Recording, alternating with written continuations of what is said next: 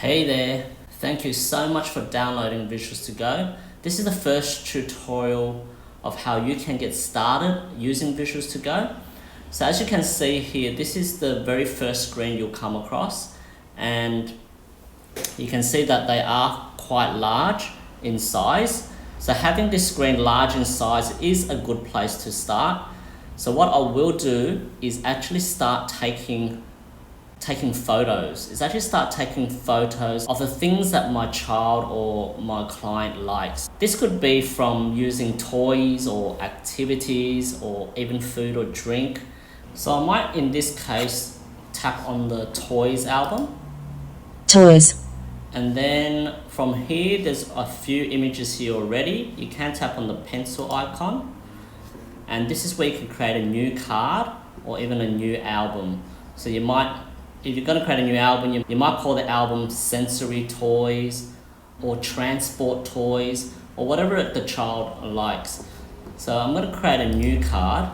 You can choose from our library search, which contains thousands of images in here.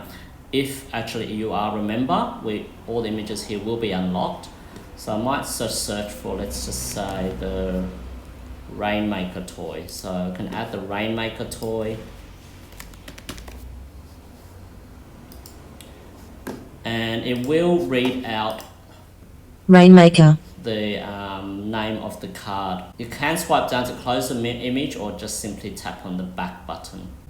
For a lot of the times, I'll actually take photos of the toy directly.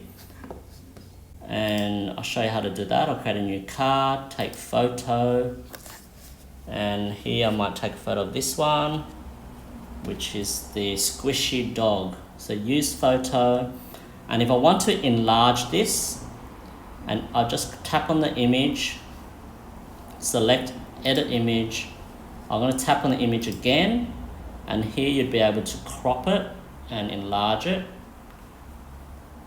Oops. Okay, so here, tap on the check icon, and that looks better. And then I'll call it the squishy dog. And tap on the check icon to close it. Squishy dog. So as you can see, it pops up. It's a very clear image.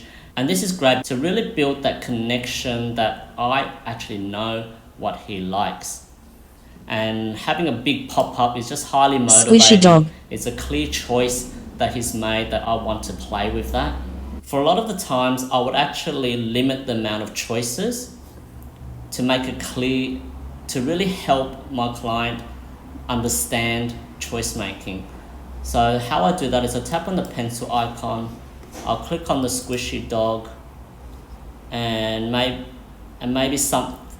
the Rainmaker.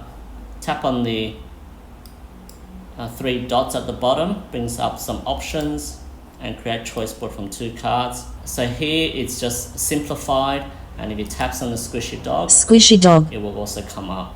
So that's for toys. Now I might want to create some food and that he likes. So same again, I will tap on the pencil icon, add new card. This time we'll do a library search and type in maybe chocolate. Everyone likes chocolate.